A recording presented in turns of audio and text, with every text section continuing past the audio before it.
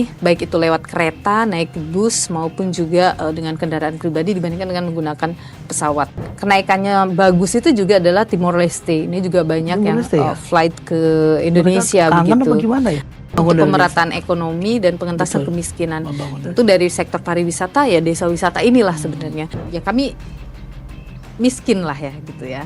Orang tua saya, kakek nenek saya itu petani seperti itu, dan saya ingat banget itu dulu desa yang saya tempati sampai sekarang, rumah yang kami tempati sampai sekarang itu dulu tuh ya nggak ada listrik, nggak ada air bersih, jalanan juga tidak diaspal, jadi totally kebun gitulah di sana. Kebun. Dan nggak ada orang lagi di sana. Saya tuh nggak punya uang lagi nih untuk sekolahkan kamu ke SMP, jadi kamu ke kota aja jadi pembantu. Kita itu nggak boleh merendahkan diri kita, itu tugas orang lain. Tugas kita tuh harus selalu percaya sama diri kita sendiri.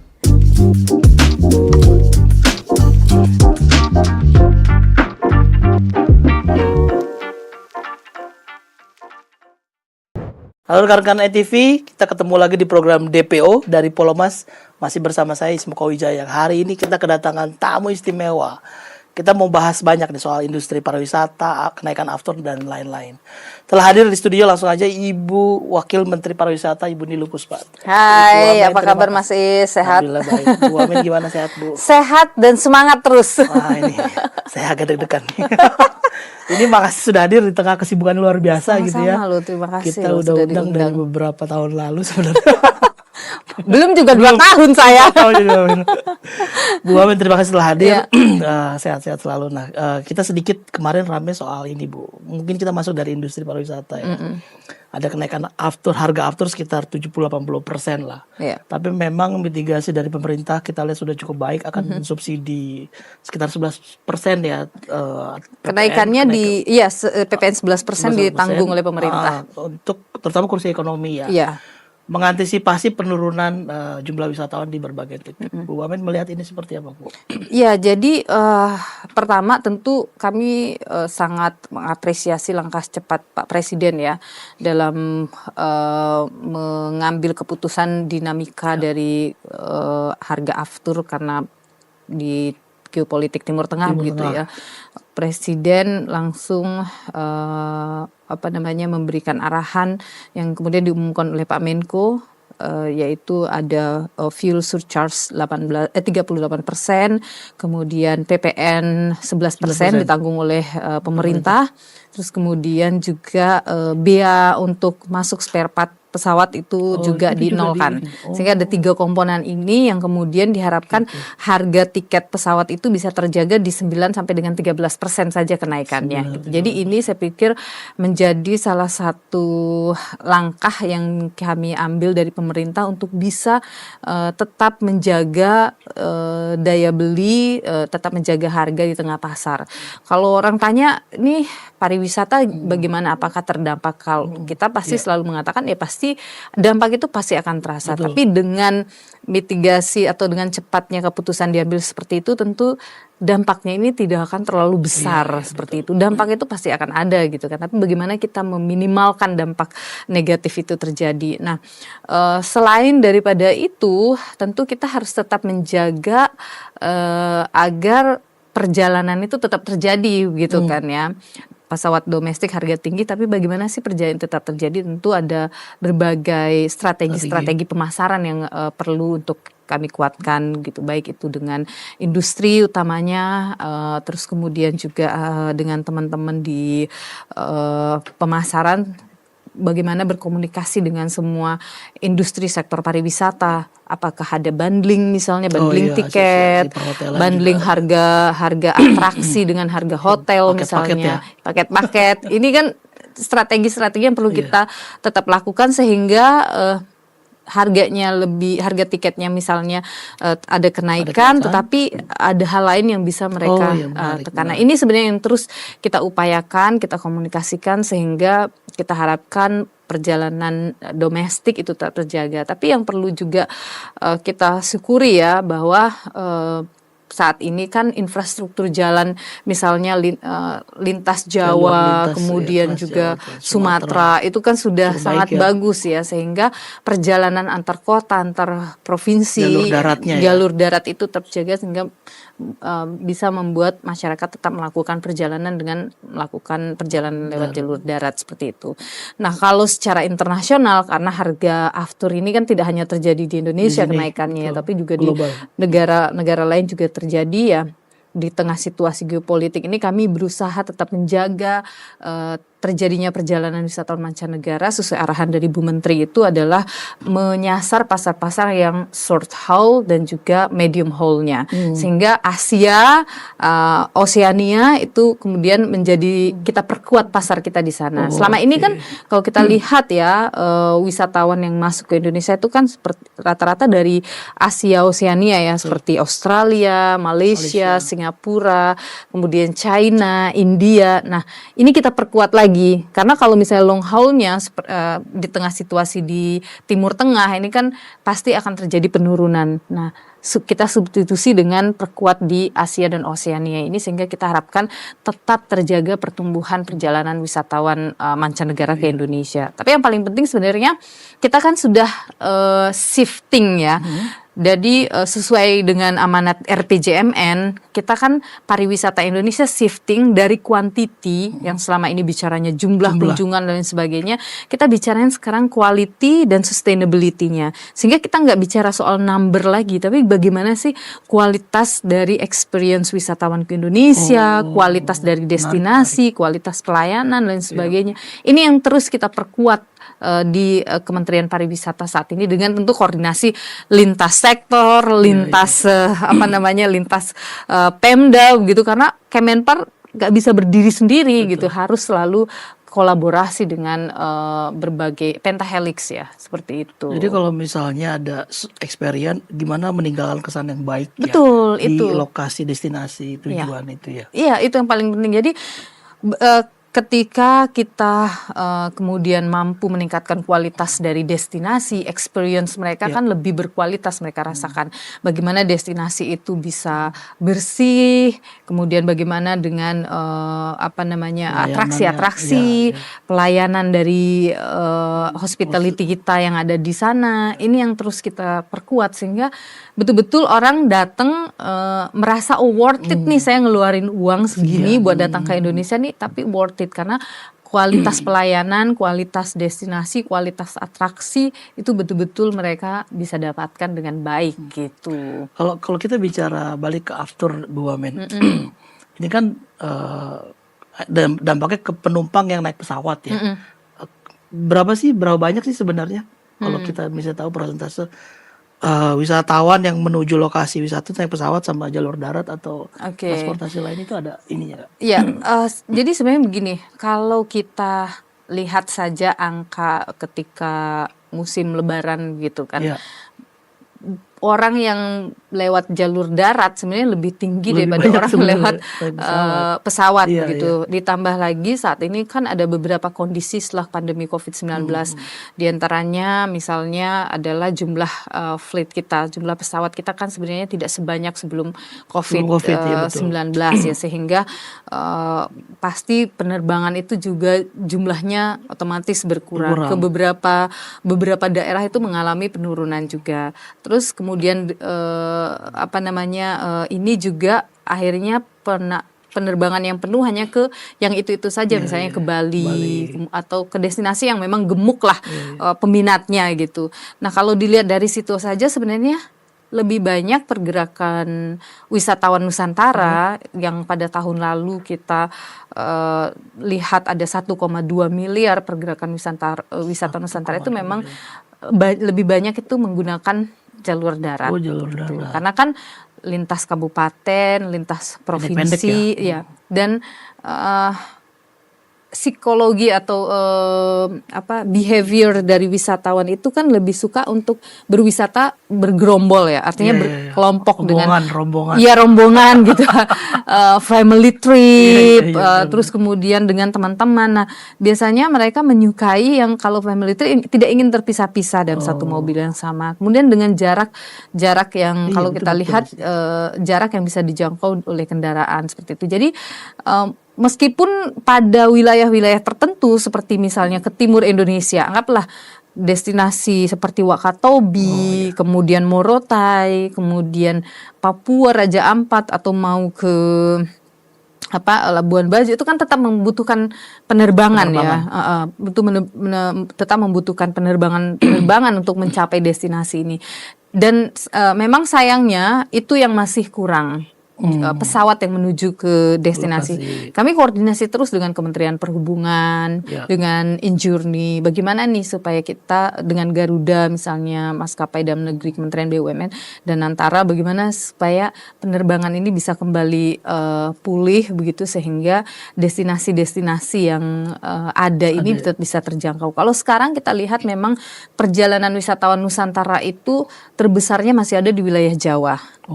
Jawa Timur, misalnya Jawa Barat, seperti itu ya, Jawa Tengah, Yogyakarta, karena dalam kota Jawa aja. Artinya misalnya Jawa Barat ke Jawa Timur, karena apa adanya infrastruktur jalan tadi yang sudah sangat memadai ya, sehingga perjalanan lewat darat itu banyak terjadi gitu. Jadi memang kalau persentasenya saya lupa berapa persen begitu, tapi kalau kita lihat dari libur Lebaran saja, perjalanan darat itu memang jauh lebih tinggi, baik itu lewat kereta, naik bus, maupun juga dengan kendaraan pribadi dibandingkan dengan menggunakan pesawat terbang seperti itu. Kalau misalnya dari saya sendiri belum lupa ya angkanya, wisatawan Nusantara sama yang mancanegara itu angka devisa atau angka pendapatan negara lebih tinggi.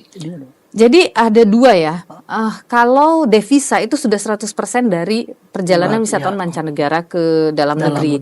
Tahun lalu 2025 kami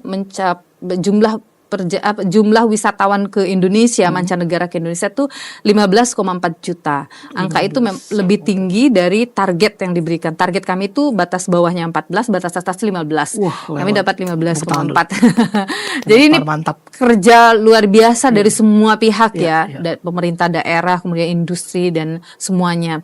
Nah, wisatawan Nusantara ini adalah menjadi komponen yang sangat penting. Wisatawan Nusantara kami targetnya tahun lalu itu adalah 1,08 miliar pergerakan. Pergerakan sebutnya. Kita achieve 1,2 miliar pergerakan. Jadi luar biasa. Ini dua-duanya achieve target nih. Bonus berarti, Bos. Jadi kalau wisatawan mancanegara itu tentu mendatangkan devisa, wisatawan Nusantara itu tentu adalah belanja dalam negerinya yang besar terjadi begitu ya. Semuanya pasti menghidupkan ini lokal ya, tapi tentu perjalanan wisatawan mancanegara, wisatawan Nusantara itu menentukan berapa besar PDB yang bisa diberikan oleh sektor pariwisata ke dalam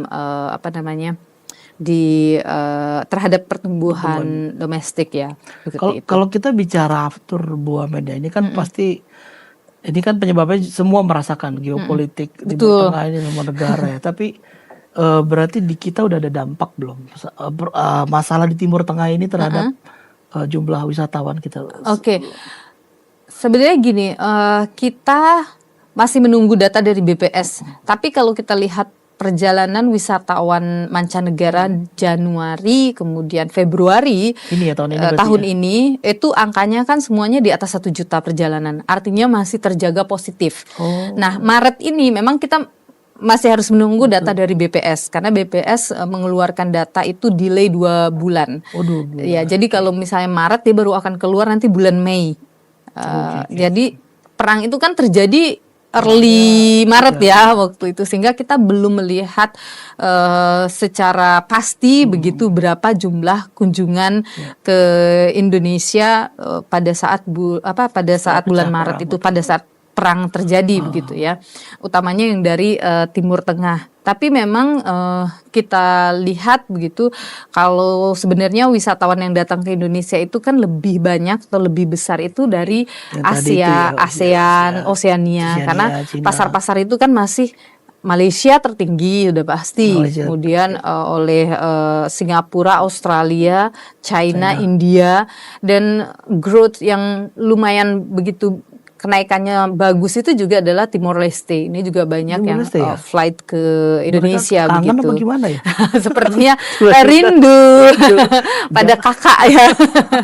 Jadi Tiba-tiba banyak kita yang lihat datang. kalau dari situ kita lihat memang apa sih penyumbang terbesar wisatawan kita masih di wilayah Asia dan Jadi Timur Tengah Oseania. sebenarnya dari sana nggak terlalu banyak. Kalau datanya yang melakukan misalnya dari long haul nih untuk terbang ke Indonesia, hubnya itu dari Timur Tengah itu sekitar 11%. 11%. Terbesarnya itu masih Malaysia dan Singapura, kemudian negara-negara lain Cina, ya. India, segala macam. Kemudian kalau yang mereka lewat 11%.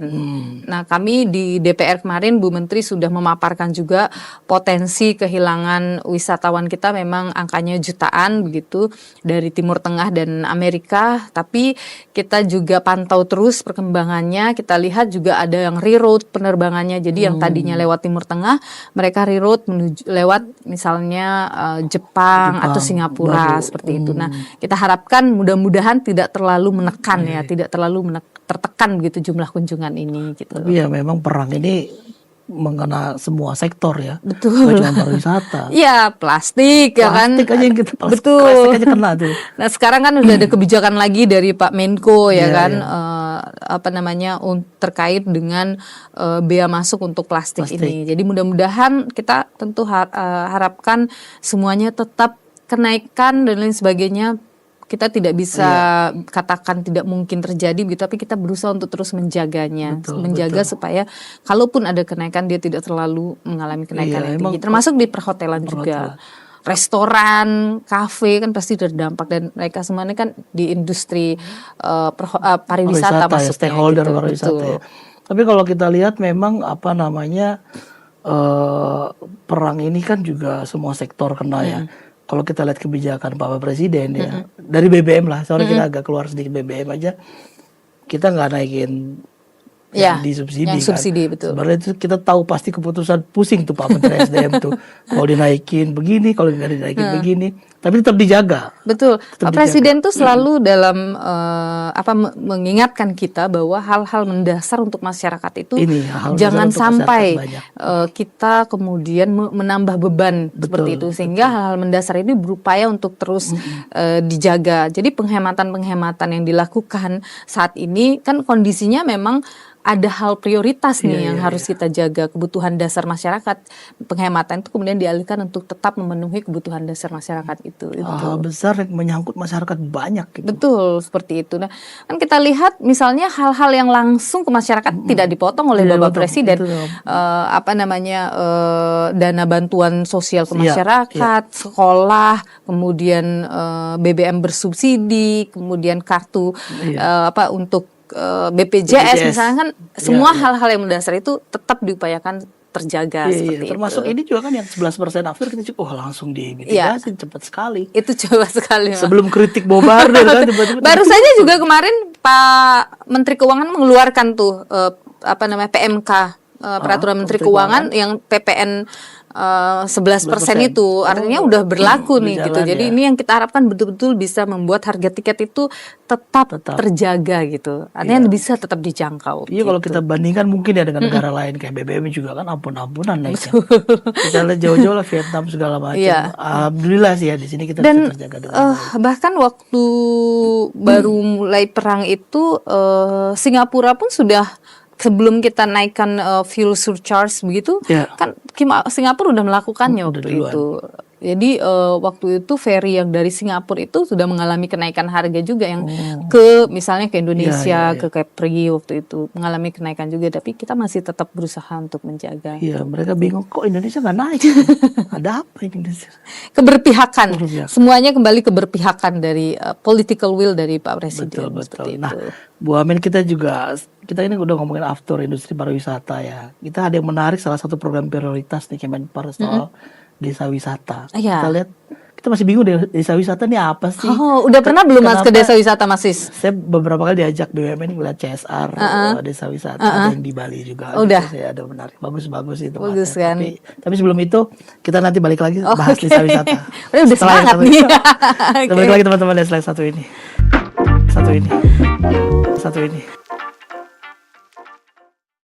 Setiap hari dunia bergerak. Rekan-rekan NTV, kita kembali lagi di DPO dari Pulau Mas, masih bersama saya Ismako Wijaya dan Ibu Wakil Menteri Pariwisata Ibu Niluh Puspa. Ya. Terima kasih Bu. Kita lanjut nih Bu. Tadi seru kita kepotong soal desa wisata. Desa wisata. Ini mungkin teman-teman yang belum banyak tahu ya desa wisata itu apa, kenapa disebut desa wisata, sewisata apa desa itu kira-kira Bu Wakil? Jadi desa wisata ini adalah kita tahu bahwa potensi-potensi lokal itu sebenarnya paling banyak dicari ya. Baik itu alam, budaya, kehidupan masyarakat itu kan sebenarnya hidup dari desa itu sebenarnya semuanya.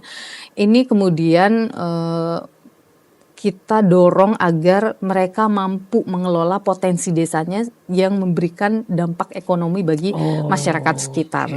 Nah, desa wisata itu bukan berarti kita bangun fasilitas hotel mewah di desa itu, bangun mall di desa, enggak. Tetapi bagaimana agar desa-desa ini bisa menguatkan potensi yang mereka punya, potensi alam, baik itu alam, budayanya, sejarahnya, dan lain sebagainya yang mereka punya, mereka kembangkan, mereka kuatkan dari berbagai aspeknya, begitu sehingga kemudian banyak memberikan dampak kepada masyarakat sekitar, masyarakat yang ada di desa itu.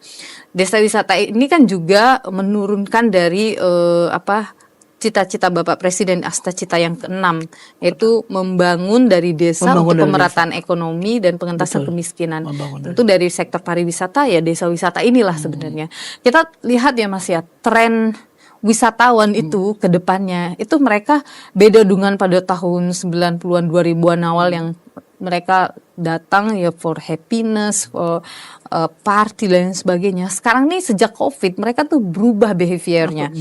Behavior mereka sekarang lebih mencari ketenangan, kemudian self healing, yang lebih spiritual, yang lebih kembali kepada lebih diri. Stres banget kayaknya ya. Iya, jadi mereka nih berubah dan mereka tidak menyukai lagi keramaian. Jadi mereka mencari yang lebih sepi sebagainya. Ini pandemi COVID-19 ini mengubah cara pandang dan cara hidup masyarakat kemudian termasuk cara berwisata. Mereka mencari sesuatu yang otentik, sesuatu yang lokal, original asli desa. Iya, betul. Nah, kekuatan kita tuh ya di desa kita gitu. Karena sesuatu yang otentik, yang sangat lokal ya ada di desa gitu. Nah, kita mengedukasi mulai dari bagaimana sih mengembangkan atraksi. Kalau misalnya mereka di sana punya kebudayaan, ya udah kebudayaan itu kita rawat. Kemudian orang datang ya untuk melihat kebudayaan itu, tapi bukan mengubah kebudayaannya itu asli supaya ditonton orang gitu. Iya betul seperti itu. Dan misalnya saja di salah satu desa di Buleleng namanya Desa Les. Desa Les ini adalah desa wisata terbaik nasional tahun 2024. Terbaik nasional. Ya, dia kalau mungkin datang kayak berpikir ini sebenarnya apa nih? Dia nggak punya air terjun yang bagus atau bagaimana, nggak punya. Dia di sana apa Mas? Orang pekerjaan di Desa Les ini rata-rata adalah petani. Kemudian mereka petani garam. Iya, petani garam. Petani garam. Berarti pesisir nih. Pesisir. Ada gunungnya juga. Bisa mereka juga banyak yang menjadi untuk bikin gula. Gula. Gula merah. Aren ya. Gula aren seperti itu. Nah, kalau dipikir-pikir emang itu bukan menarik nih. Iya ya. Tapi orang justru datang untuk melihat bagaimana sih orang bikin garam. Bagaimana sih orang bikin gula. Sambil kemudian mereka menikmati ada kulinernya di sana gitu. Sesuatu yang sangat otentik. Tapi orang tertarik untuk datang Jadi gitu. menggali Menggali desa potensinya, itu, iya. bukan membangun sesuatu. Nah, saya katakan desa wisata itu bukan berarti mengubah sawah menjadi hotel, menjadi bangunan, jadi apa. Tapi desa wisata itu udah menguatkan kembali kepada akar kita, kembali kepada kekuatan kita. Itu yang kemudian akan menjadi daya tarik kita sendiri. Ada desa wisata di Lombok, namanya kemarin menjadi pemenang Wonderful Indonesia Award kategori desa wisata terbaik 2025. Namanya desa wisata Bilebante di Lombok. Saya bilang mereka tuh hebat karena mereka dulu itu adalah tambang pasir itu loh, Mas. Oh, tambang pasir. Iya, jadi mereka rata-rata menambang bekas galian, betul, bekas galian. Tapi karena semangat dari masyarakat dan sebagainya, mereka ubah sekarang hijau. Orang-orang datang ke sana untuk menikmati hamparan sawah. Oh, dari bekas galian itu? Iya, jadi sekarang orang jadi berhenti nih. Oh, gali pasir stop ya. Galian itu berhenti, mereka lebih berfokus kepada UMKM-nya tumbuh karena mereka di sana kemudian buat keripik misalnya yang dari petani lokal betul. Dan itu sudah mereka jualnya tuh sampai keluar daerah, ke Sumatera, ke Kalimantan seperti itu. Terus kemudian mereka apa yang disajikan kepada wisatawan adalah kebudayaan mereka. Mereka di sana hidup berdampingan antara Islam dengan Hindu, pura dengan masjid. Kemudian mereka punya tarian, kebudayaan. Itu yang mereka tawarkan kepada itu. Turis datang ke sana untuk menginap di sana, untuk merasakan atmosfer dari kehidupan masyarakat desa. Jadi sekarang nyarinya begitu ya? Sekarang nyarinya seperti itu. Dan masih banyak lagi desa-desa lain yang kemudian luar biasa. Sama seperti, saya tidak tahu mungkin Mas Is pernah mendengar desa Penglipuran di Bali. Desa Penglipuran itu juga apa yang mereka tawarkan kepada wisatawan? Kehidupan asli dari masyarakat desa Penglipuran. Ada satu desa, itu juga jadi desa wisata terbaik dari UN Tourism ya. Yang kemarin 2025 desa wisata Pemutaran di Bali itu juga terpilih sebagai desa wisata terbaik di dunia dari UN Tourism. Itu dulunya masyarakat di sana itu kerja kan nelayan. Mereka tuh bom ikan, nangkepin penyu dan sebagainya. Tapi semangat dari masyarakat di sana itu bikin yang namanya ekotourism dengan biorocks. Jadi menanam terumbu karang di buatan rumpon, itu. Ya, bikin rumpon jadi dia biorocks seperti itu. Dan itu justru akhirnya sekarang nelayannya berhenti tuh ngebom ikan, nangkepin penyu, buat diving, snorkeling. Iya betul. Jadinya sekarang orang datang ke sana untuk menikmati keindahan bawah lautnya, wisatanya tumbuh, masyarakatnya tumbuh, ekosistemnya terjaga. Nah, ini yang kita maksud dengan pariwisata berkualitas, desa wisata berkualitas. Bagaimana kita experience-nya itu yang kita tawarkan dan bagaimana kita membuat satu destinasi, satu desa wisata tidak kehilangan jati dirinya. Selalu tetap dengan jati dirinya, kebudayaannya sendiri, alamnya sendiri terjaga sehingga kemudian menghidupi masyarakat sekitar. Jadi makanya saya katakan pariwisata itu tidak boleh mendegradasi lingkungan, budaya, masyarakat, tidak boleh. Dia harusnya menguatkan semua itu. Ketika wisatawan datang, karena kalau misalnya semuanya hilang, Mas, apalagi yang akan orang cari ke Indonesia kan gitu. Nah, itu yang kemudian kita terus lakukan pendampingan ke teman-teman di desa, baik itu pendampingan secara kelembagaan, kemudian penguatan ekosistem kepariwisataannya, kemudian bisnis pariwisata kita kuatkan, dan mengajak mereka untuk belajar, untuk menggali apa sih sebenarnya nih potensi yang potensi mereka desa? punya. Saya datang ke desa wisata di Yogyakarta misalnya, saya diajak berkeliling naik sepeda, metik Wah, rambutan. enak ya. Nah, tapi itu yang orang Udah nggak cari ada di gitu. Jakarta. Udah nggak ada di Jakarta. Orang-orang dari luar datang untuk menikmati hal-hal yang otentik seperti itu. Datang ke Danau Toba, melihat desa-desa di sana yang kemudian kekuatannya adalah leluhur mereka, Betul. budaya mereka. Nah, itulah desa wisata, Mas. Kita punya total saat ini ada hampir 6.200 desa wisata di seluruh Indonesia. Tapi Terbanyak memang di mana, Bu? Terbanyak? di Jawa udah pasti ya, di Jawa udah pasti terbanyak begitu. Dan yang kita sekarang yang menjadi PR tentu adalah bagaimana mengembangkan desa wisata ini agar mereka menjadi desa wisata yang maju, yang mandiri, yang kemudian betul-betul memberikan manfaat kepada masyarakat yang hidup di sana. Kita lihat banyak sebenarnya desa-desa yang sudah mampu, bahkan di Lebaran mereka mampu bagi-bagi THR untuk keluarganya hanya dari potensi wisata. Saya ketemu dengan teman-teman di desa wisata yang mereka katakan anak-anak muda, saya sekarang udah nggak ingin ke kota, Bu, cari kerja karena di desa saya sudah bisa bahkan bisa membantu warga lain untuk mempunyai pekerjaan.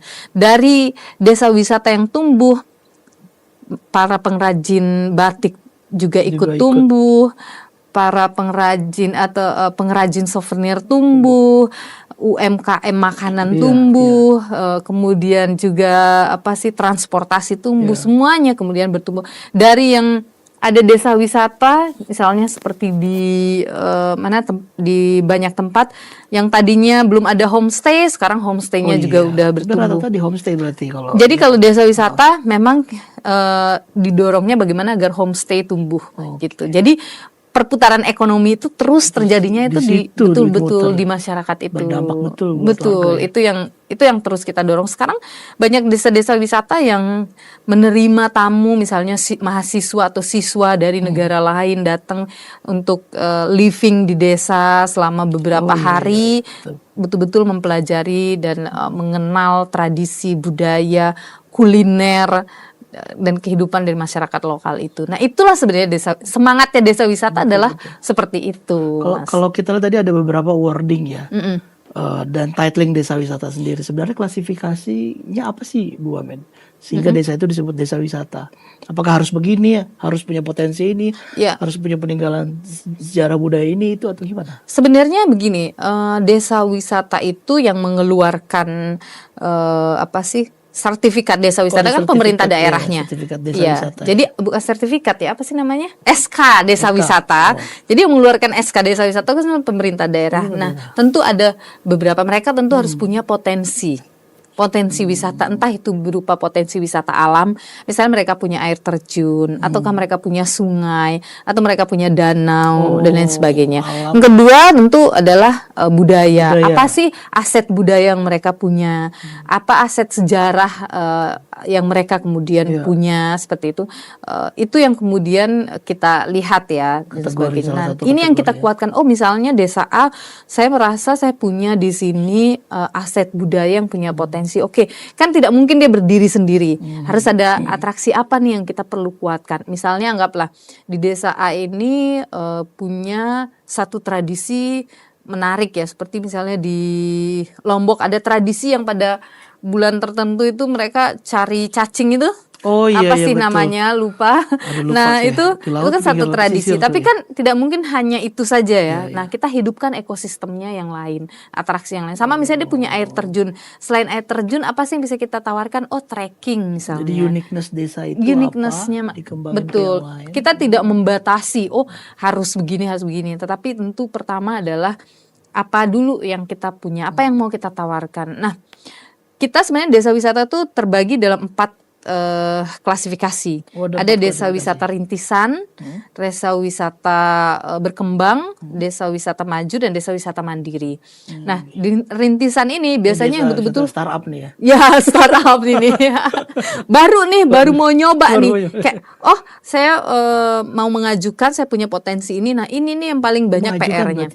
Betul. Jadi mengajukan memang ke mengajukan Pemda dengan berarti ya? sesuai dengan kelebihannya apa yang mereka mau buat. Nah, rintisan ini memang saat ini masih paling banyak, Mas. Nah, ini yang kemudian kita dorong nanti kalau dia sudah mulai dikenal dari luar kabupatennya, mulai terjadi kunjungan wisatawan, sebenarnya dia bisa kita naikkan ke berkembang. Itu termasuk kan sebenarnya di pariwisata ada 3, Mas, yang penting. Aksesibilitas, Akses. kemudian amenitas dan atraksi. Nah, 3 ini adalah kuncinya. Jadi misalnya aksesnya bagaimana, kesananya, jalannya dan sebagainya, amenitasnya ada berapa homestay di sana, kan kalau orang datang mesti ada penginapan ya. Betul. Kemudian rumah makan, toiletnya bagaimana, sanitasinya bagaimana, sebagainya. Kemudian atraksi. Nah, ini atraksinya apa sih? Yang dia mau jual apa? Apakah air terjun? Apakah untuk orang melakukan para layang kah? Atau itu masuk dia punya atraksi ya? gunung? Iya. Atau dia punya danau? Apa nih atraksi, aktivitas yang dilakukan oleh wisatawan ketika dia datang ke tempat itu? Nah, sebenarnya kalau 3 ini mereka sudah mampu mengidentifikasi, merinci asetnya, tentu mereka bisa ajukan ke pemerintah daerah. Jadi pemerintah daerah menetapkannya sebagai desa wisata, baru kemudian tentu kita terus dampingi untuk pengembangannya. Tadi gitu. bayangan saya atraksi, Bu Amen udah sebut beberapa kali kata atraksi ya. Kalau di Bali kan mungkin banyak ya tiap Iya. desa. Tapi bisa juga alam ya, potensi Oh, alam. atraksi itu banyak. Atraksi itu lebih kepada apa yang orang bisa lakukan ketika datang ke sana. Gitu. Apakah di sana orang misalnya ketika datang ke sana, oh saya mau lihat air terjun. Nanti kalau dari air terjun berkulineran. Nanti setelah berkulineran mau nonton tarian. Atraksi itu udah banyak kan. Saya bayangkan kita cuma nari-nari aja gitu. Enggak, Mas, itu berarti atraksinya budaya kan. Budaya, itu Nah, masih atraksinya budaya. kan ada alam. Oh.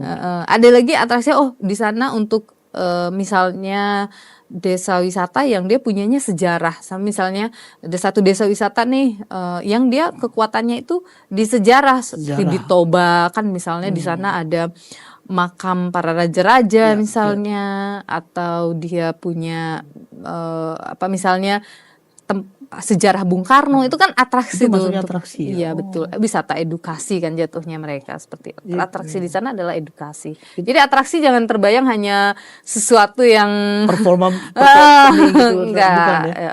Jadi kita lihat juga ada temuan apa namanya di gua ya di Sulawesi Selatan kalau nggak salah. Iya, apa ini yang sudah Di jadi Maros kalau nggak salah ya. UGGP Iya, ya, masuk Geopark kan. Geopark, betul. Betul. Salah satu lukisan tertua Ramang-ramang, manusia purba betul. di dunia. Heeh.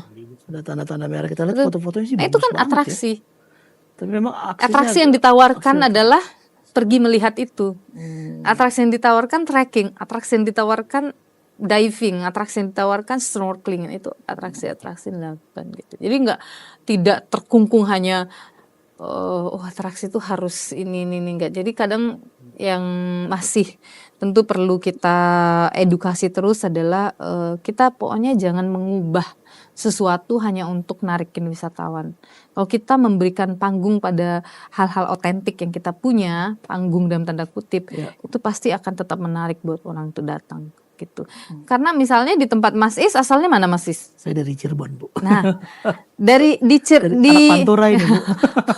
di Cirebon tuh ada makanan tuh. Banyak, Bu. Kita ada tahu gejrot, ada mie koclok, terus ada nasi jamblang. Nah, nasi jamblang tidak ditemukan tuh nasi jamblang di Bali gitu kan. Ada juga di situ Sunan Gunung Jati di sana juga. Nah, kan ada banyak hal yang tidak bisa Itu atraksi, ditemukan. ya? Itu adalah atraksi, baik itu kuliner. Kemudian ada misalnya ada penawaran wellnessnya misalnya dan lain sebagainya. Banyak sekali jenis-jenis atraksi itu Mas gitu. Iya. Orang nggak bisa menemukan batik Cirebon ya, adanya di Cirebon gitu Betul, kan. ada batik terus di sana. Batik terus Trust gitu. me. Trust me. Batik Megamendung. Batik Mega- iya, motif kita kan? Megamendung. Megamendung. Wah, Bu Amin lebih hafal. Nggak ditemukan tuh Mas, di Bali nggak ada orang membatik Megamendung. Di Toba nggak ada orang membatik Megamendung gitu kan. Gitu. Jadi gitu deh. Kalau kita lihat desa wisata nih Bu Amin kan dari Bali ya, asli Bali ya. Pasti banyak sekali di Bali tuh. Orang sampai bilang Indonesia sebelah mana Bali kan. Kita sampai bingung. Tapi kita kalau lihat destinasi wisata premium ya, Bu Amin melihat gimana desa wisata di titik-titik premium itu masih bisa banyak yang dikembangkan atau ada potensi lain di luar itu gimana? Oke. Saya mau bilang premium itu harusnya adalah kualitas ya. Iya, kualitasnya berarti. Premium itu kan sebenarnya kualitasnya. Nah, desa wisata itu ada desa wisata yang memang masih butuh untuk terus kita dorong, kita dampingi supaya mereka mampu menghadirkan kualitas yang premium, pelayanan yang premium. Tapi banyak juga desa wisata kita yang sudah memberikan kualitas dan pelayanan premium kepada wisatawan gitu. Jadi sebenarnya saya tidak ingin mengkotak-kotakan, oh ini desa wisata di wilayah premium, ini desa wisata di wilayah non premium, tidak seperti itu. Tapi saya lebih ingin melihat bahwa desa wisata premium itu adalah soal kualitas yang experience yang bisa mereka berikan kepada wisatawannya. Dan saya pikir setiap desa wisata punya keunikannya sendiri. Maka dari itu kita mendorong desa-desa wisata ini, ayo coba diidentifikasi asetnya yang dipunya. Aset di sini adalah punya sejarah apa, punya budaya apa, punya nature apa. Itu coba kita rinci dulu. Yang mana yang mau kita tonjolkan, yang mana yang boleh didatangi wisatawan, yang mana yang tidak boleh dijadikan atraksi wisata. Itu dulu sebenarnya. Nanti setelah itu kita gedein itu, kita kembangkan itu, datengin orang dan sebagainya. Baru yang lainnya saya pikir akan menyusul. Pasti kalau udah itu terjadi, UMKM-nya akan tumbuh, kemudian semuanya akan ibaratnya gula gitu, semut itu akan berdatangan semuanya. Nah itu yang sebenarnya kita dorong saat ini ya. Enggak selamanya yang di Bali terus jauh lebih bagus daripada yang di Sumatera. Enggak juga. Banyak juga desa wisata di Sumatera yang tumbuh bagus dan memberikan pengalaman yang bagus kepada wisatawan. Begitu juga yang di NTT, begitu juga yang di Papua. Tapi memang isunya atau yang masih menjadi challenge saat ini adalah soal menggali potensi itu, menggali dan memahami potensi yang dimiliki, karena banyak yang kemudian merasa rasanya saya nggak punya apa-apa, saya akhirnya kita inginnya copy paste dengan daerah lain. Di Bali ada kecak nih, saya pengennya juga nanti di sini bikin kecak juga. Enggak, sebenarnya nggak boleh begitu. Apa kekuatan yang ada di sana? Tapi ada yang coba begitu ya. Kita lihat banyak orang yang masih ingin meng-copy paste ya, sesuatu yang ada di tempat lain ingin di-copy paste. Padahal kan tidak harus kita meng-copy paste. Yang harus kita copy paste itu sistemnya. Gimana sih mereka bisa berkembang itu karena apa? Sistem mereka seperti ini, pemasaran mereka seperti ini. Itu yang harusnya kita kuatkan gitu. Bu Wamen inspiring sekali. Enggak juga.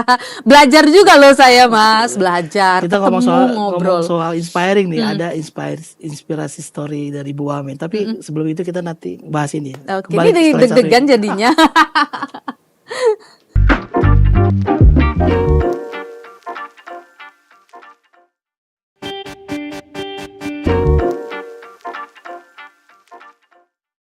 Rekan-rekan TV, kembali lagi di program DPO dari Pulau Mas. Masih bersama saya Ibu Wamen Pariwisata, Ibu Nilupus, Pak Ibu. Iya. Terima kasih masih di sini. Bu, tadi bicara soal dilarang inspiring. Pulang soalnya. Gak boleh pulang. Tadi ngobrol soal inspiring story ya. Saya sebenarnya pengen menggali inspiring story Bu Wamen sendiri. Ya. Ini kalau boleh, kalau Ibu mau jawab ya. Ini saya tidak tahu apakah inspiring atau tidak gitu ya. Tadi yang off the record tuh banyak tuh. Enggak Bu, kalau kita lihat Bu Wamen kan perjalanannya cukup luar biasa ya. Inspirasi buat banyak orang ya, perjalanan dari kecil. Kalau nggak salah sempat bertransmigrasi, kemudian dirawat sama nenek ya. Kakek nenek saya. Kakek nenek, kemudian ada hal-hal ya. Mungkin nanti Ibu bisa cerita. Mungkin bisa ditularkan buat teman-teman ada di sini, ada 50 orang di sini ya. Kru ini. Gimana ceritanya Bu, dari Bali ke Makassar ya? Makassar ya? Iya betul. Terus balik ke Bali lagi. Balik ke Bali. Ini saya bolak-balik Bali Makassar nih. Jadi Makassar tuh rumah kedua atau rumah gimana? Kedua saya itu rasanya Bali Makassar. Jadi itu. Umur berapa ke Makassar? Jadi pertama kali itu sekitar tahun 86-87 itu orang tua saya tuh pindah ke mana sih namanya? Dulu tuh masih Sulawesi Selatan. Sekarang udah jadi Sulawesi Barat, Mamuju. Nah waktu itu program transmigrasi kan memang dulu gencar dilakukan ya, termasuk orang-orang Bali sekarang tersebar di Sulawesi, di Sumatera, itu kan dari program transmigrasi dulu. Nah bapak saya salah satu yang transmigrasi, orang tua saya. Jadi saya waktu itu umurnya masih 3 bulan. Di Mamuju ya? Di Mamuju. Saya pernah ke Mamuju. Pernah, Pak? Pernah. Nah, Di situ ada lautnya, pernah dibilang situ, saya lupa nama tempatnya ya. Di situ ada laut yang bisa terapi orang-orang tua itu untuk sakit. Nah. Itu apa? Berendam aja, saya coba berendam di situ. Saya dengar juga itu katanya Bersih ya begitu. lautnya. Bisa bikin awet muda juga katanya. Oh, saya kelamaan berendam berarti. Nggak ngaruh ya Nggak ngaruh, ternyata. tapi banyak nih bewok. Gimana Iya. Bu? Jadi di Mamuju itu kami tinggal di sana sampai saya jelang masuk sekolah dasar waktu itu. Oke. Ya, sekitar mungkin umur 7 tahun. 6 tahun kali ya. Wah, akselerasi nih berarti. Dulu kita sekarang ternyata anak-anak baru bisa masuk SD kalau umur 7 tahun. Iya. Dulu mah kita cepet kan ya. Iya. Nah, saya Ibu lebih pinter kali jadi masukin duluan. Kita tetap aja susah. kita tuh dulu 6 dulu tahun masuk menjelang SD. masuk SD itu baru saya dibawa ke Bali. Tapi oke. jadi saya tinggal sama kakek nenek waktu itu. Orang tua saya kembali lagi ke Makassar. Makassar. Jadi kami tuh dari Mamuju pindah ke Makassar. Dari Makassar saya ditaruhnya di Bali. Jadi orang tua saya pindah kerja ke Makassarnya. Di Makassar, stay di Makassar. Nah kemudian saya ditaruh di Bali sama adik saya. Jadi kami waktu itu masih 2 bersaudara. Sama adik saya, udah kita tinggal sama kakek nenek waktu itu. Ekonomi kami kan bukan ekonomi yang bagus ya. Kami ekonominya saya katakan ya kami miskin lah ya gitu ya. Orang tua saya kakek nenek saya itu petani seperti itu, dan saya ingat banget itu dulu desa yang saya tempati sampai sekarang, rumah yang kami tempati sampai sekarang itu dulu tuh ya nggak ada listrik, nggak ada air bersih, jalanan juga tidak diaspal, jadi totally kebun gitulah di sana. Kebun ya. Dan nggak ada orang lagi di sana. Satu-satunya saya punya tetangga tuh seberang sungai tuh teman sekolah saya. Yang lainnya nggak ada gitu. Kalau sekarang dia udah jalan udah diaspal, udah bagus lah sekarang gitu. Nah di situ jadi saya menghabiskan masa kecil dan masa SD saya itu ya di desa itu gitu.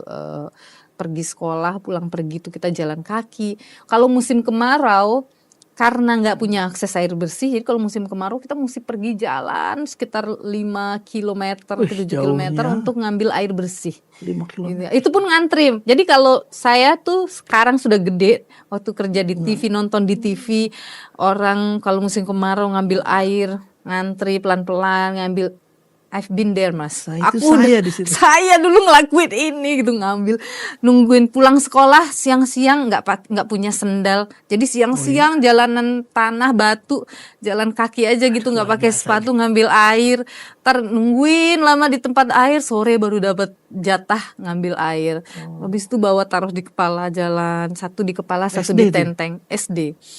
Seperti itulah dulu kehidupan. Jadi saya selalu katakan, ya dulu zaman-zaman kecil mah aduh nggak suka sekali karena masa-masa bermain tuh hilang kan. Lalu kalau musim panen ya bantu kita buruh panen sama kakek dan nenek saya. Ya seperti itulah kira-kira kehidupan waktu zaman SD gitu. Jadi SD ikut panen. Saya tuh dari SD semua pekerjaan kita kerjakan. Musim panen kita panen, musim tanam padi kita tanam padi, jadi buruh gitu kan. Terus kemudian musim buah kita panen buah, musim panen apa ikut ini panen, jual kayu bakar ke pasar. Berat banget ya Lori. Gue belum tentu sanggup men. Serius deh, ini berat banget. Apa namanya ngumpulin batu, jual batu, itu batu yang dipakai untuk bangunan, ya mecahin batu terus kita jual itu. Jadi ya zaman kecil sih nggak suka dengan itu semua ya. Tapi saat saya besar saya merasa rupanya ini yang membuat saya kuat gitu. Dan saya bersyukur pernah melewati pengalaman itu gitu. Jadi seperti itulah. SMP gimana Bu?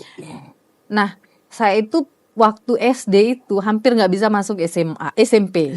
Oh iya. Karena kehidupan kami yang sangat miskin waktu itu, dan akhirnya nenek saya itu kan saya diasuh oleh nenek saya itu sempat bilang, saya tuh nggak punya uang lagi nih untuk sekolahkan kamu ke SMP, jadi kamu ke kota aja jadi pembantu di kota seperti itu lah. Kota tuh maksudnya kan saya tinggalnya di kampung. Kota tuh kayak ke Denpasar. Saya di Buleleng. Kebetulan tante saya itu kerja jadi penjahit. di kota, Di di Denpasar. Denpasar. Jadi nenek saya tuh ya ini kan bahwa kalau ke kota tuh udahlah mending kerja aja. Dan rata-rata anak-anak di sekitar saya pada saat itu memang di tamat SD itu ya udah Langsung kerja. entah jadi buruh, entah jadi apa, langsung kerja gitu. Pun ada yang bisa sekolah sangat sedikit di tempat saya itu ada sekitar hanya 2 orang yang bisa lanjut sekolah SMA Cuma gitu. 2 orang. Yang lainnya SMP lah paling maksimal gitu loh. Jadi Paling tinggi itu ya. tapi saya bersyukurnya Di tempat masih tante. bisa melanjutkan ke SMP waktu itu. Saya bisa lanjut ke SMP meskipun dengan tetap tertatih-tatih ya membiayai sekolah Jadi gitu. yang membiayai siapa berarti Bu Amin?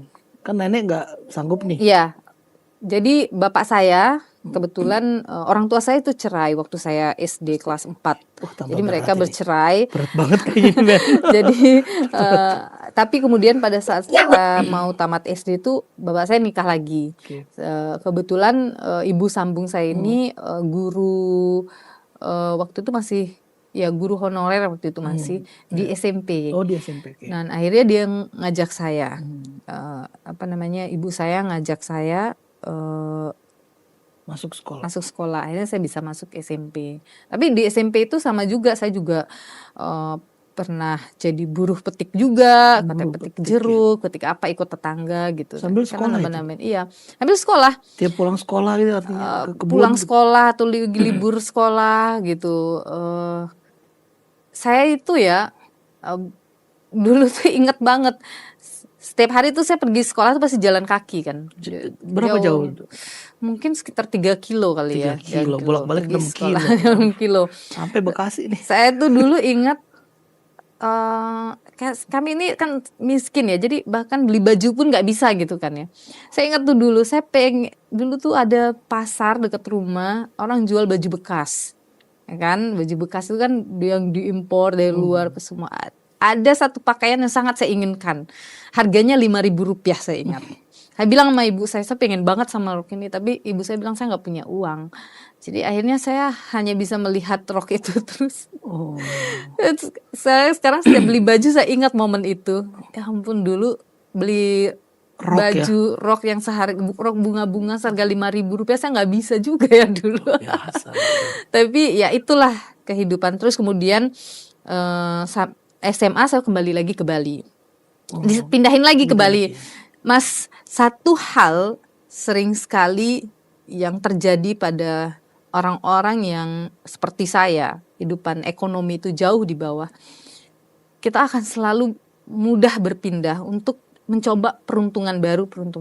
Nah, orang tua saya waktu itu memindahkan saya ke Bali dengan harapan tentu ketika kami semua pindah ke Bali mudah-mudahan kehidupan ekonomi akan lebih baik. Tapi faktanya ternyata setelah pindah ke Bali kehidupan ekonomi tidak juga membaik. Saya berpindah-pindah tinggal sama nenek, sama tante dan lain sebagainya, numpang ya untuk bisa terus lanjut sekolah gitu. Sampai pada akhirnya kelas 3 SMA waktu itu semuanya udah terasa berat gitu. Akhirnya saya memilih untuk bekerja sambil bekerja. Jadi SMA itu sambil bekerja. Kerja di rumah guru saya. Jadi rumah guru saya ini baik banget, dia menawarkan saya untuk membantu dia di rumahnya mengerjakan pekerjaan rumah tangga begitu sepulang sekolah sampai malam dan membantu membiayai sekolah saya. Ini di pasar nih. Di Singaraja. Singaraja. Di Singaraja di Buleleng juga. Akhirnya saya bisa menyelesaikan sekolah SMA saya. Dari kelas 1 SMA sampai selesai atau sampai saya enggak dari kelas 1 SMA saya sempat berpindah-pindah Mas, tinggal sama tante saya, tinggal sama nenek saya yang lain begitu untuk yang bisa nampung saya supaya saya tetap bisa sekolah waktu itu. Pas kelas 3 SMA udah enggak bisa. Itulah masa di mana ini saya harus berhenti sekolah kah atau gimana? Saya mencari cara dengan tetap bekerja sampingan gitu. Jadi pulang sekolah, jadi saya sekolah sampai jam 1:30, 2. Setelah itu saya langsung ke rumah guru saya, kerja sampai malam. Setiap hari tuh? Setiap hari. Sampai jam 9 malam baru pulang ngerjain PR dan sebagainya. Kemudian untuk bisa tetap sekolah. Kerja sampai jam 9 malam? 9 malam, 9 terus 8:30 malam gitu. Karena kan pekerjaan rumah tangga banyak ya Mas ya, nggak ada habisnya, Betul, apalagi punya anak waktu itu. Tapi ya faktanya bisa tetap melewatin itu gitu.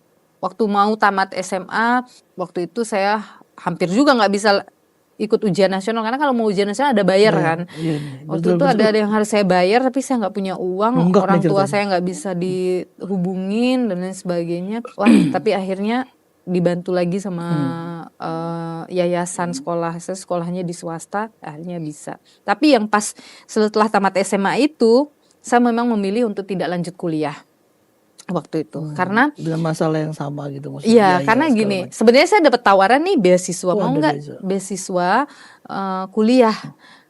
Kebetulan nilai saya bagus lah ya. Oh, Gitu. bisa Bu, bagus Bu. Itu kerja pulang jam 1, jam 2 sampai jam 9. Saya itu Kapan mempertahankan belajarnya ranking Mas, karena dari situ juga saya dengan mempertahankan ranking saya dapat keringanan pembiayaan biaya Bu sekolah Amin gitu. udah lama pinter ya. Enggak juga. Kayak kalian susah. Jadi dapat tawaran gitu dari yayasan yang sama untuk mau nggak lanjut kuliah nanti kita ini. Tapi waktu itu saya punya dua adik yang masih sekolah.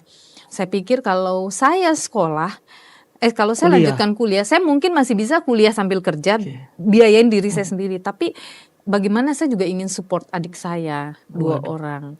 Jadi saya memilih untuk ya udah saya kerja aja. Akhirnya tamat SMA itu saya kerja. Saya baru kuliah itu di umur 24 tahun.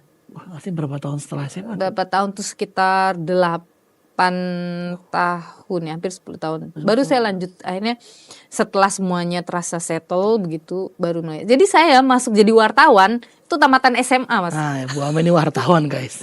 Saya Adalah tuh wartawan. wah agak amazed ya, mau dan diterima dan dibolehkan jadi wartawan hanya dengan bermodalkan ijazah SMA. Tapi ya saya nggak mau juga menjadi wartawan yang hanya begitu-begitu aja. Maka waktu itu setelah saya kerja, saya kumpulkan uang sekitar ya berapa tahun, 22, 23, sekitar 3 tahun saya kumpulkan tabung uang saya. Umur 24 saya mendaftar kuliah gitu. Jadi dari sekian banyak profesi gitu. Dari SD gitu ngumpulin batu, kemudian petik buah, bertani, bersawah, kerja di rumah. Kenapa pilihannya jadi jurnalis? Sebenarnya bukan pilihan, itu aja tawaran yang ada. Actually saya mencoba banyak bidang ya. Iya. Saya tuh cuman lulusan SMA. Cita-cita saya itu ya paling kerjanya apa sih, jadi penjaga itu ya, toko waktu itu palingan. lulusan SMA ya maksudnya. Jadi apa, jaga di toko, administrasi atau apa gitu iya, kan. iya. Tapi nggak pernah kecapai karena selalu ditolak gitu Untung kan. ditolak berarti. Sampai pada satu titik saya sebenarnya nganterin temen saya yang mau daftar kerja di tempat itu, radio. Oh, radio. Pernah namanya Radio Suara Celebes di Makassar. Oh, selebes ya, oke. Nah, saya tuh cuma nggak mau nganterin dia, tapi sambil nganterin dia yang lagi wawancara di dalam, saya duduk-duduk di ruang tamu. Lihat boleh juga kayaknya ini. Ngobrol, enggak ada bapak-bapak ajak saya ngobrol. Saya ngobrol sama beliau, dia tanya, kamu hobinya apa? Banyak lah obrolan kita, hobinya apa? Saya bilang, hobi saya membaca. Kebetulan saya memang suka membaca, suka menulis. Oh gitu, dia ngasih saya sebuah buku, dia suruh saya baca. Beliau nanya, bagaimana menurut kamu tentang buku ini? Saya memberikan pendapat saya. Saya tidak tahu beliau ada penulis dari buku ini. Oh, penulisnya. Iya, saya baca, saya mengkritisi bukunya. Wah, langsung di depan. Pas dikritisi itu ngobrol tuh saya bilang, astaga ternyata bapak penulisnya. Saya bilang, saya minta maaf Pak. Saya bilang gitu-gitu. Tapi beliau malah menawarkan, kamu mau nggak kerja di sini jadi wartawan? Terus saya bilang, tapi wartawan Pak, saya nggak pernah jadi wartawan. Apa itu Pak wartawan? Oh gini. Tapi saya cuma lulus SMA, emang bisa kalau kamu mau. Tapi karena waktu itu saya sebenarnya waktu itu di masa-masa saya bilang nih, saya udah nggak dapat kerjaan, udah lama nggak kerja nih, bingung nih, udah nggak ada duit. Ambil aja lah nih kerjaan. Saya gaji pertama saya 600.000. Wah, 600.000 guys. 600.000 tuh makan lo seminggu kayaknya. 2011 waktu itu. 2011. Saya ditawarin, kamu kerja tapi gajinya sini kecil, 600.000. Saya punya gaji 600.000, 300.000 saya pakai bayar kos, 300.000 saya pakai biaya hidup. Betul. Terus 600.000 itu penyiar berarti atau apa? masih wartawan, saya ke lapangan. Oh, di lapangan. Liputan ke lapangan. Terus nasib temen yang diantar tuh gimana? Dia nggak terima. Sudah saya duga ini temennya gak diterima. Saya juga jadi nggak enak ya. Tapi beruntungnya Ini dia sering masih terjadi mahasiswa, dia masih lanjut fokus ke kuliahnya waktu itu gitu. Jadi dia nggak keterima. Saya bilang, "Ah, tapi ya udahlah. Saya senang juga terima kerja, dapat gaji 600. Saya ingat sekali gaji pertama saya waktu itu 600 ribu. Sebelumnya saya pernah kerja di hotel. Saya pernah kerja jadi sales door to door. Saya pernah juga jadi penjaga counter HP. Wah, udah pernah semuanya. Luar biasa. Saya ingat gaji-gaji saya itu rata-rata di 300.000, 350.000 sebulan pada dulu itu. Nah, pas dapat gaji 600.000 ini quite happy ya. Wah, 600.000, 300.000 bayar kosan, 300.000 pakai buat jajan. biaya hidup setiap bulannya. Tapi beriring dengan waktu berjalan, lama-lama saya ditawarkan selain jadi wartawan di lapangan, saya waktu itu udah bisa siaran, seneng juga saya udah bisa siaran. Radio dulu berarti. Siaran radio betul kan, ada bayaran lagi tuh per jam siaran kan, tambahan lagi kan. Terus kemudian saya ditawari bantu-bantu marketing di radio itu, saya bantu-bantu marketing. Dari situlah sebenarnya saya mulai menabung. Saya pikir, saya pikir saya pengen kuliah deh, saya tidak ingin karir saya seperti ini aja. Akhirnya saya dulu ingat pengen banget ke Jakarta. Mana sih rasanya ke Jakarta gitu kan. Tapi kata orang dulu, kamu gak bisa ke Jakarta kalau kamu cuma lulusan SMA. Kalau di Jakarta tuh minimal harus sarjana. Oke, akhirnya disitulah saya semangat nabung. Nabung saya termotivasi sampai akhirnya saya bisa daftar kuliah. Terus kemudian sambil kuliah, saya kerja di radio, saya kerja di TV, saya kuliah sore sampai malam. Terus saya juga nge-MC, jadi lebih MC banyak pekerjaannya pas kuliah kayaknya. Karena biayanya lebih besar lagi kan. Bayar, saya kuliahnya di swasta. Karena di negeri udah nggak keterima kan. Wah, banyak biaya kuliah kita kan, ngerjain tugas dan sebagainya ya. Paper segala macam. Iya betul. Jadi waktu saya menjalani masa kuliah itu pagi sampai sore kerja, terus kemudian sore sampai malam kuliah. Boleh malam deh. Di antara itu, jadi saya dulu di TV lokal Makassar itu juga saya siaran TV lokal. Jadi itu freelance. Udah ke TV ya? Udah ke TV juga. Jadi saya mulai ke TV itu sekitar tahun 2013. 2013 atau 2012 akhir. Siaran, tapi freelance kan kita. Jadi waktu di TV itu, jadi saya kerja di radio juga, siaran di TV, kuliah. Masih sama kadang ambil job di luar jadi MC, jadi moderator dan sebagainya. Jadi akhirnya banyak sudah memberanikan diri coba melamar ke Jakarta, ditolak. Saya pikir udah enak, ternyata ditolak, masih ditolak terus sampai saya mikir kayaknya saya harus berhenti deh berharap ke Jakarta. Waktu itu ada titik itu ya? Sempat ada di titik di mana saya merasa saya ini nggak layak di Jakarta. Saya ini bukan orang yang bisa diterima di Jakarta. Karena ada satu momen di mana saya pernah wawancara dan saya ditanya minta gaji berapa, saya sebutkan angka yang saya mau dan ya beliau mengatakan bahwa untuk saya itu gaji itu masih belum layak. Maksudnya saya itu belum layak menerima gaji seperti itu dan pokoknya intinya waktu itu saya tidak standar TV nasional lah waktu itu. Akhirnya ya udah disebut ya. Saya sebut. Tapi dia pasti nyesel nih. Saya bukan standar TV nasional lah, sehingga saya berpikir ya udah saya kembali ke Makassar dan saya bilang mungkin saya tidak mungkin jalan saya itu bukan ke Jakarta. Sehingga saya menguatkan kualitas diri saya di daerah. Saya bilang meskipun saya presenter TV daerah, tapi saya mau punya kualitas nasional. Jadi saya nonton presenter TV nasional, saya belajar, saya belajar setiap hari baca koran, dulu kita masih baca koran ya kan. Masih ya betul. sampai sekarang juga jadi kebiasaan ya. Terus akhirnya 2015 saya ke Kompas TV lokal Makassar. 2018 saya ditawarkan untuk ke Jakarta. Akhirnya dengan keberanian penuh saya ke Jakarta 2018. Sampai akhirnya punya program dengan namanya sendiri. Nilu. Itu udah prestasi tertinggi buat wartawan tuh. Program dengan nama sendiri. Tapi pas resign bingung. Programnya jadi namanya gimana? Ya itulah, jadi saya pikir dari semua perjalanan itu satu hal kita itu nggak boleh merendahkan diri kita, itu tugas orang lain. Nggak boleh Tugas merendahkan. kita tuh Ini harus penting nih. selalu percaya sama diri kita sendiri. Nggak boleh merendahkan diri, tapi Nggak boleh. tugas orang lain. Itu tugas orang lain. Orang lain kan udah ngerendahin kita ya, nganggap kita nggak mampu, nganggap kita jelek, nganggap kita nggak bagus, nganggap kita nggak layak. Kalau kita ikut melakukan itu, berarti kita jahat sama diri kita kan? Wah, ini dalam banget nih guys. Dalam banget nih guys.